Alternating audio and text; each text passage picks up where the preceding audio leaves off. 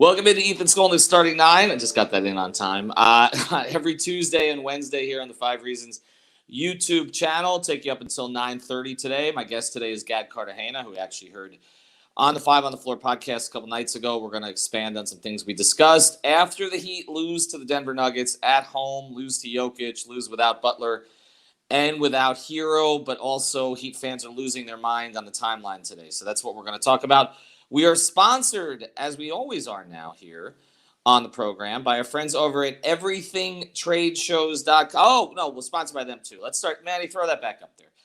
Sponsored by our friends over at Intense Nutrition. That's right. We're sponsored by Everything Trade Shows too, but we're sponsored by Intense Nutrition. This is the store in Coral Springs. You follow them on Facebook and Instagram at Intense Nutrition. On Twitter, it's IN_NutritionFL. This is the place that you want to go if you're looking, to lose weight. You need pre-workout stuff. You need post-workout stuff. They're based in Coral Springs, but this is where you go if you want personalized service. Go reach out to Mike and everyone else there. They're in a strip mall in Coral Springs. They got the place to themselves. And look, they're not guided by any kind of corporate overlord on what they're trying to push you. They're going to get you the stuff that's going to help you the most. They can help you lose 10 to 15 pounds in a couple of weeks. So make sure you ask for that if that's something you're looking for after the Thanksgiving holiday. But also, as I mentioned, the pre-workout, the post-workout, just stuff to make you feel better. They have it all at Intense Nutrition. Since we started doing this spot, we've kind of recognized that a lot of people go to Intense Nutrition already. They don't even need us to send them there, but they don't want to go to the big chains, the one with the 3 letters that we're not going to mention here. So go to Intense Nutrition in Coral Springs, one of the sponsors of Starting 9 and some of the other programs here on the network, as well as David Dwork's program. Catch his interview yesterday with Mr. Plagans, Doug Plagans, talking Panthers. That was the latest episode of Odd Man Rush, which airs every Monday at 2 o'clock. Intense Nutrition sponsors that as well. We appreciate the support. Please support our local sponsors. All of them are Miami sports fans as well. We'll get to Everything Trade Shows later.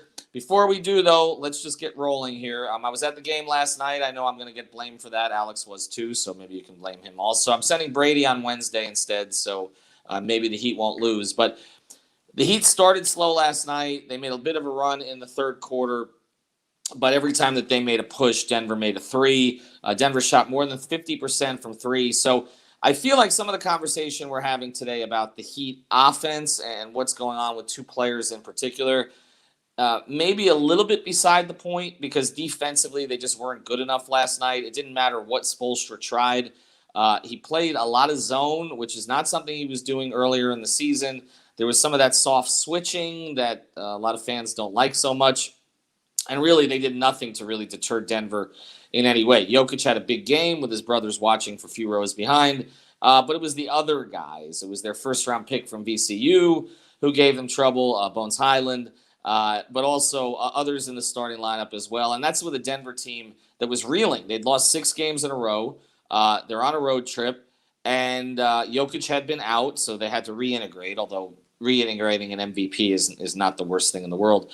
But also, they found out they're not going to have Michael Porter Jr. for the indefinite future, probably for the entire season. They still don't have Jamal Murray back. So even without Butler and without Hero, that's the game that the Heat should have figured out a way to get under control and win, and they didn't. And so you go to the timeline last night and today, and we're part of this, okay? I'm not going to excuse our role in this. When players are struggling, we discuss it. Why is it that a player is struggling? And we're now 21 games into the season, and the Duncan Robinson problem, which I know Alex Dono has covered quite a bit here on his program on 5 Reasons YouTube, it just simply can't be ignored. And what can't be ignored the most, and this is why I asked Erik Spoelstra this question after the game, is that Duncan Robinson has been okay on the road from a percentage standpoint. He's shooting 38% from 3 on the road. But last night, by shooting 1 of 9 from 3 at home, he's now at 24% for the season at home. Now, it's only 8 games, okay, at home, because they've played more road games than home games. And when I asked Erik Spoelstra the question, he said he didn't really know the reason for the split. But it's clear to me when I asked him the question, because I've asked him a lot of questions over the past 15 years, that he's aware of it. Okay, he didn't say I didn't know that or I don't worry. I could just tell by his response he knows that it's been more of a struggle at home. So it's obviously something that has come up. And I have theories on this, okay? And so I want to address kind of my tweet last night that I think got misunderstood, but also talk about how the Heat have handled this sort of situation in the past, okay? My theory is it's the contract. And I don't mean it in the way that people took it last night when I said it. I don't mean it that Duncan Robinson has gone full Whiteside, like he got his money and he doesn't care. To me, that is the furthest thing from the truth here. I think Duncan Robinson cares deeply about his performance, how it affects his teammates. I mean, this is a guy who has shown appreciation all the way through for everything, okay? And yes, he's become a little bit of a mad scientist project for Eric Spoelstra, but it's paid off. And as Max Strus said yesterday, when he was asked if Duncan would figure it out, he said, well, he got paid $90 million. And what Max was saying, which I also think got misconstrued, was that he was good enough to make the $90 million in the first place. Now, the other thing about it, though, the fact that Max, who's a friend of his and a podcast guest and all the rest of that stuff on Long Shot, would mention the $90 million, again tells me that the contract is a narrative not just publicly but privately. And so my theory on this, and again, none of these theories are perfect. Nobody knows for sure. Some of this is just luck, okay? But my theory on this, on why a guy who shot 48% from three 2 years ago at home, 48% for the season, okay? Now, some of that is a little skewed because the home road splits included bubble time, but I remember there wasn't that much bubble time before the playoffs started, and this was just regular season. There were 8 games, so they're including 4 quote-unquote home games when the Heat were home games by name only because they were still playing in Orlando, right, in the bubble. But he shot 48%, okay? So I'm guessing that he was in the mid to high 40s in the games at what was formerly known as American Airlines Arena, right? And then last year, full season, no fans there for about half the year, right? He shot 41% from three at home. So 48% or something close to it, 41% to 24%, okay? So my theory on this is that he's hearing the noise. This may not have started his slump as a result of his contract. It may not have been the thing that sent him down this road, okay? But I think the other things, okay, and let's go through them. One is it's a different offense this year. There's different personnel. He's getting the ball in different spots. He's being guarded differently, okay? I think those things can all be true, and you can still say he needs to shoot better, all right? But those things I think are factors, or they were factors early in the season, okay? But then when he wasn't making shots in those situations, compounded by the noise on social media, and I think he's one of the guys who hears it. I was talking to Alex about this last night after the game. I literally don't think Jimmy Butler's ever read a tweet. Okay, I don't think, like, Jimmy Butler's social media comes from him and goes out. I don't think he actually pays attention. I mean, with other players like Embiid's tweet, his friends, okay, yes, but I think to the general public, I don't really think he pays attention to what people are saying about him. In fact, I know he doesn't because I've talked to people around him. He's often unaware. Okay, I don't think Duncan's unaware. I just like I don't think Tyler Hero was unaware last year. I know that. So I do think he's processing it. And we saw it last year. Remember the trade deadline? All of a sudden, when the trade deadline passed and he and Hero were still here, both of them, but Duncan in particular, took off. He shot like 50% from three in the 3 weeks after. Hero took off a little bit, and then he kind of went back the other direction. There were other things going on last year.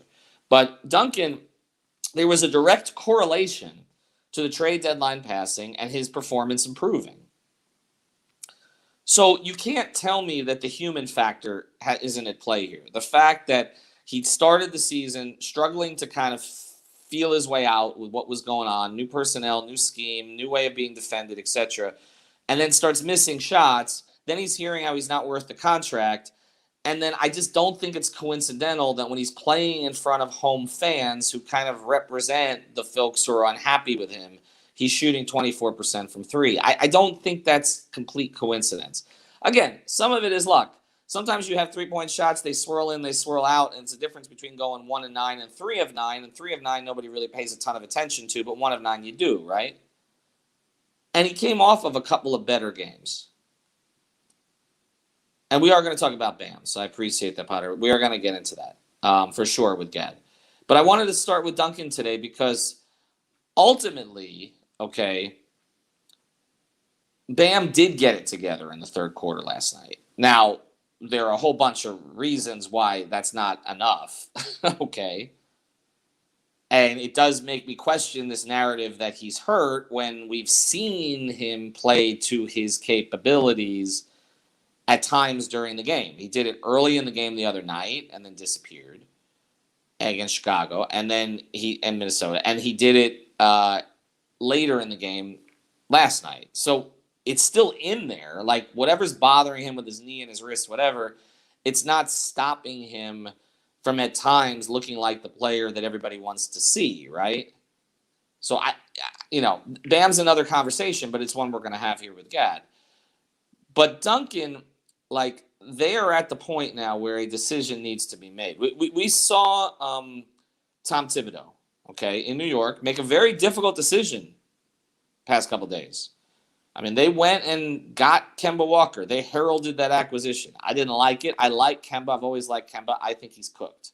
To me, when I watched Cam Newton at the stadium the other day, like, I think of Kemba Walker. Like, it was a great run, but he's not what he was. I mean, it's like Allen Iverson when he went back to Philadelphia. I sat there courtside and watched that, and that was not the Allen Iverson I remembered.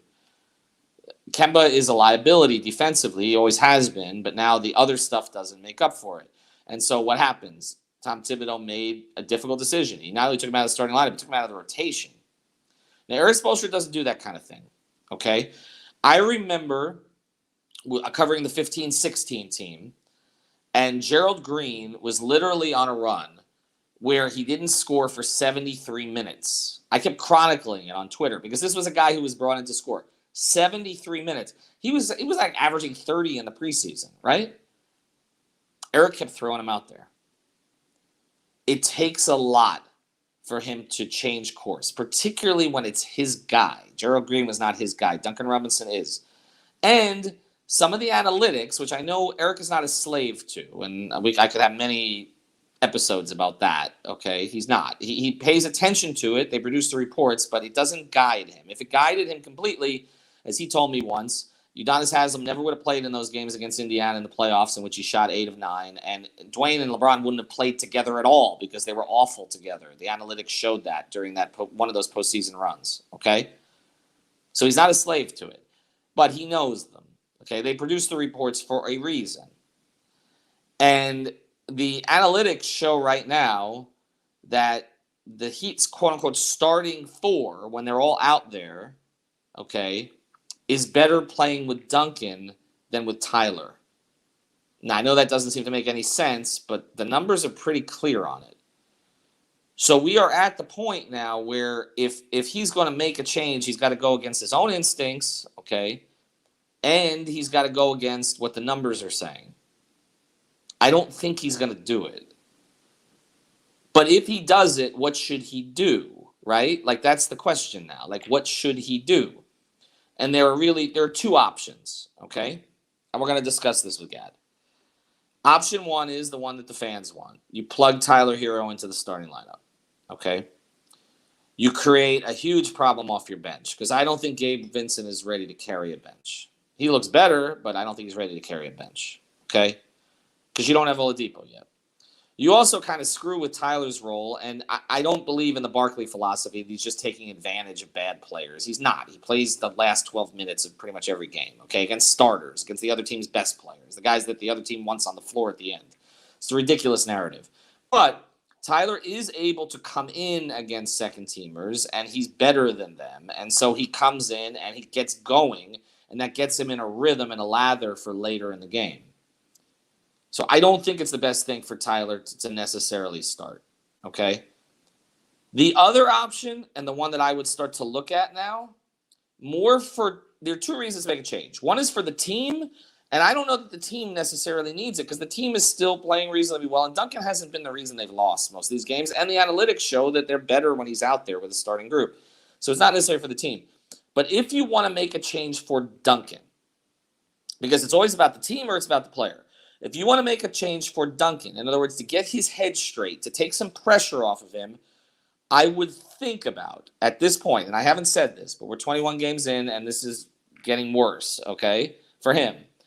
I would look at starting Max Strus and bringing Duncan off the bench with Tyler. And I know that there's very limited sample size of Duncan and Tyler playing together, and a lot of people don't like the Duncan-Tyler combination together, but I would look at it.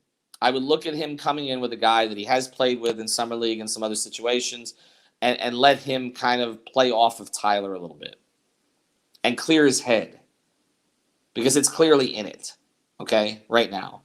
And I would look at starting Strus. And I don't think that necessarily makes the team better, but I think it might make Duncan better, if that makes sense. And that ultimately might make the team better. All right, we're going to bring on Gad here in a second. Yes, Manny, we will get to that. I will address that. Caleb's starter is interesting as well. We want to mention another sponsor here of the 5 Reasons Sports Network. It's our friends over at everythingtradeshows.com. Everythingtradeshows.com is where you want to go if your company is going back to trade shows. They do a great job. Why is the Dono Daily back there in the background? Get that out of there. He's got his coat in there. Everythingtradeshows.com. This is where you go for your booth design and your rental. They work with companies like Citrix, Microsoft, and so many others. They can work with your company too. They cover all 50 states, even though they're based here, right here in Fort Lauderdale, off of Las Olas. You look at some of the companies that they work with there. And here's the thing. If you mention 5 Reasons to Chris Chase and his crew over at Everything Trade Shows, they'll do the booth rendering for free. They'll show you exactly how it's going to look like before you get it. Plus, again, they do everything from the beginning to the end. They'll teach you the difference between renting and buying. That's the guy there, Chris Chase. That's who you reach out to.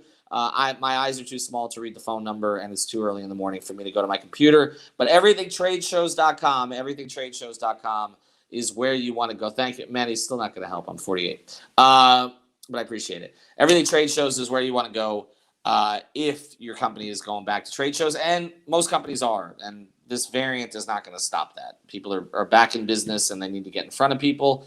And so that's what's occurring right now. And you can see where they're based, right down the street from us here in Fort Lauderdale. There it is, 954-791-8882. I should memorize that, 954-791-8882. All right, let's bring on our guy, Gad Cartagena. You can catch his work on the 5reasonsports.com website. Just did a 20-game recap after 19 games. He was a game early. He was able to project exactly what would happen in Game 20, although he didn't get to Game 21. Also, he was on our episode with Brady Hawk and Alex and Greg and I the other night where we went through the first 20 games. So let's get right to it. I know we're going to talk. We have to talk some Bam too because I don't want to let that situation off the hook here. But to start here with Duncan.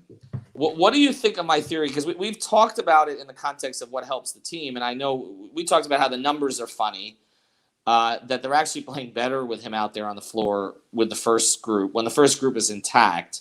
So there really shouldn't be a panic to make a change for that reason. But I'm wondering for just Duncan, like just for him, like, okay, pressure's off you a little bit, okay? Would you look at making a change to the starting lineup? And if you did, who would it be?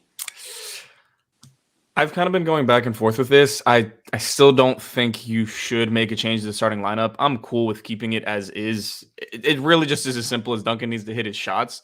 But I just look at, like, if Duncan comes off the bench, it's objectively easier for him to play off of Kyle, Jimmy, and Bam as opposed to just Tyler. And maybe the shots are different, but really all we need is just the ball to go through the basket, because when that happens, he actually ends up playing better basketball. And I think Duncan almost needs to play with Bam. I don't see him very productive outside of minutes with Bam. Like, that two-man game is what's made Duncan maybe better than just your run-of-the-mill shooting specialist, because he can actually pass. He can kind of draw the doubles and shoot out of that. So I just think he just needs – I don't know how he clears his head. And there does need to be some sort of pressure taken off of him mentally, I guess. But honestly, like a $90 million professional athlete, I just feel like the mental fortitude should be there where eventually the shots will fall. I just think that's really the answer right now with Duncan.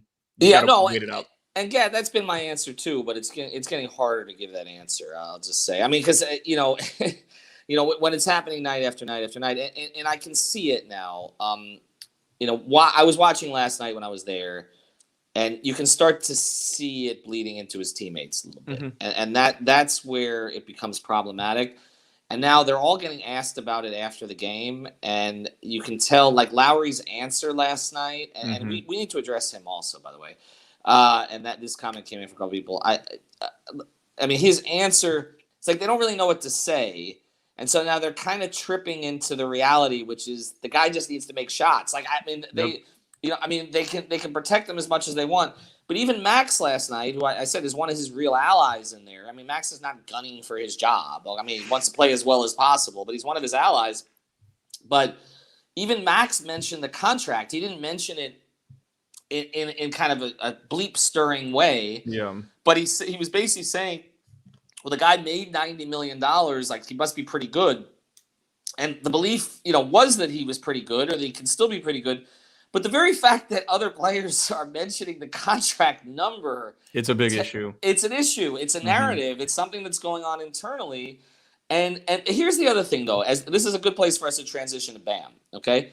Because you mentioned this. The Bam Duncan two-man game has been really good for Duncan.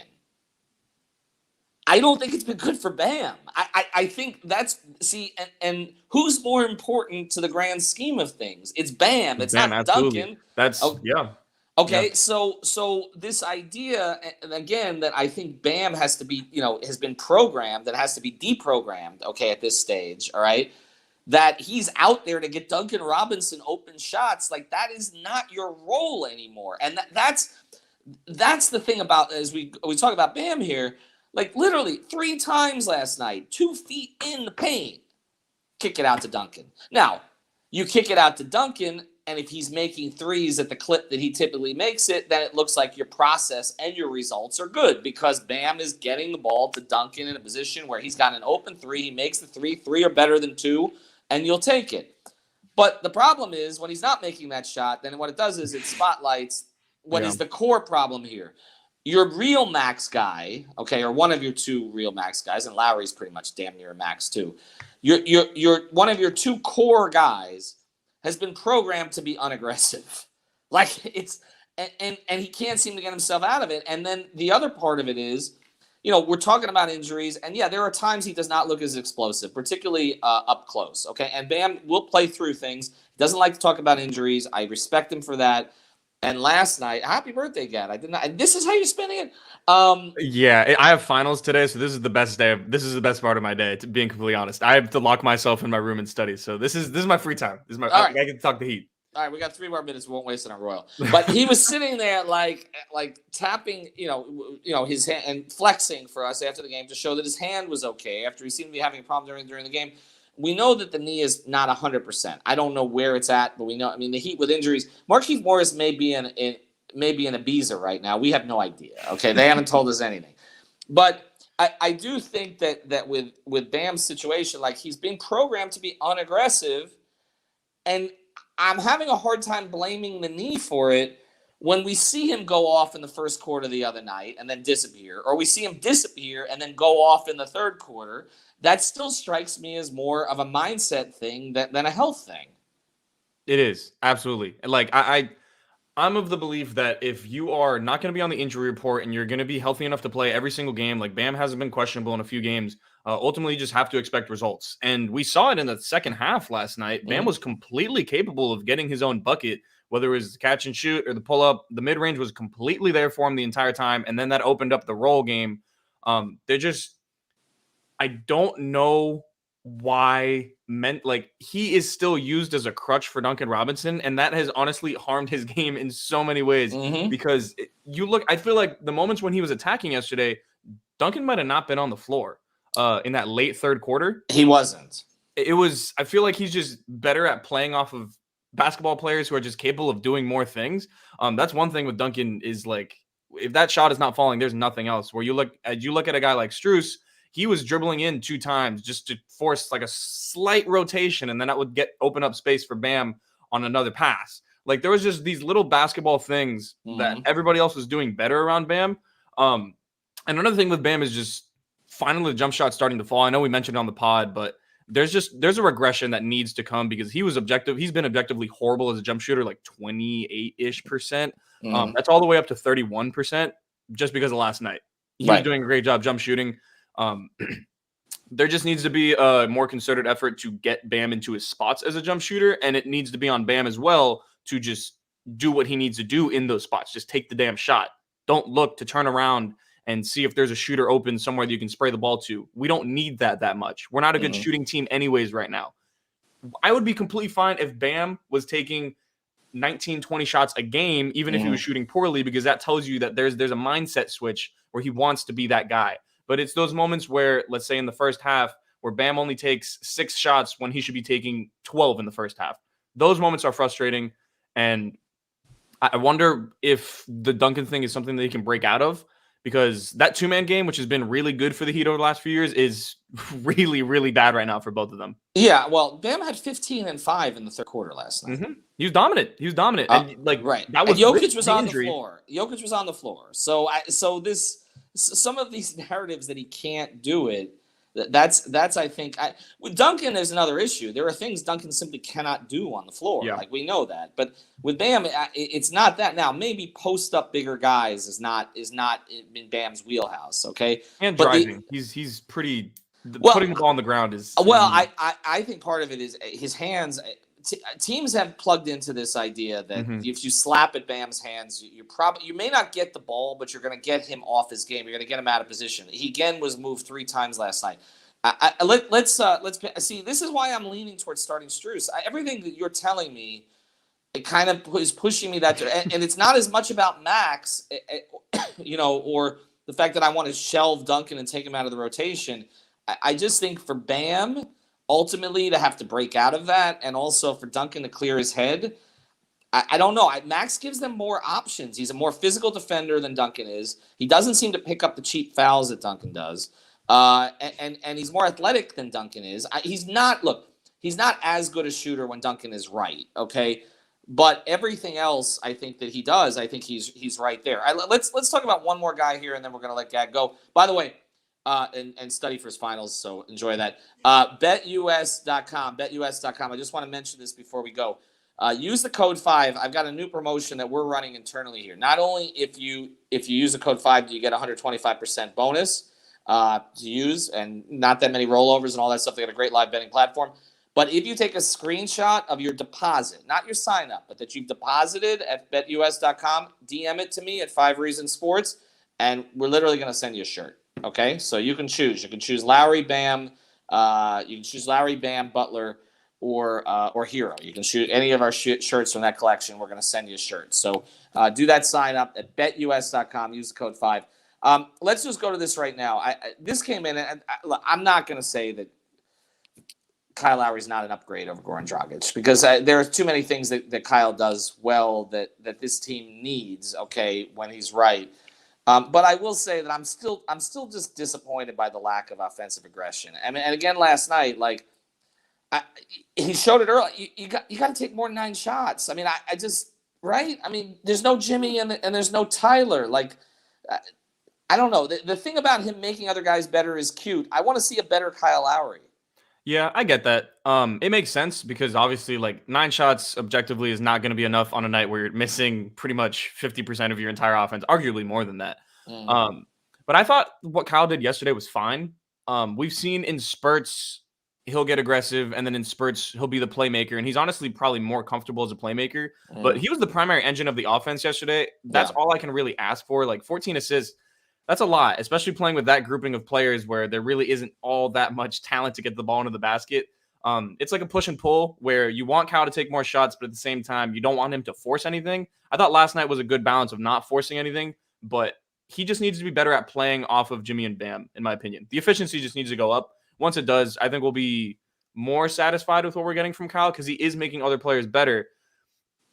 But yeah, the 12 points per game on a $26 million contract, that's a very frustrating discrepancy in like contract value to actual production. I'll say this. You know, there are times I'm watching out there, and Caleb Martin and Vincent and Struess are looking like the guys who want it the most. And and maybe that's from where they came from, but you're getting great value for those 3 contracts right now. I mean, there's no question about that. But you're not getting value for some others, okay? And you know, Bam and Duncan in particular, maybe starting with Duncan, and then Lowry some nights with the lack of aggression. You know, I don't know. I have some concerns here if they don't flip some things. Again, they're probably going to beat Cleveland on Wednesday. We'll see. The schedule does sort of loosen up here a little bit, but I don't know. If I were Eric right now, I would look at a change. You have a conversation with Duncan. You say, this isn't permanent. We just want to get you right. We're going to do some different things with you. Give Max a little bit of a run and see where it goes. I would not start Hero. I would not mess with that right now. I think what Tyler provides coming off the bench, honestly, is one of the most critical things on this team.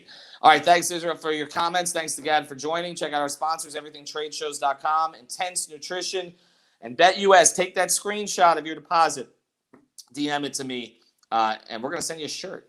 Have a good day. Gad, no D's, no F's. That's always care about.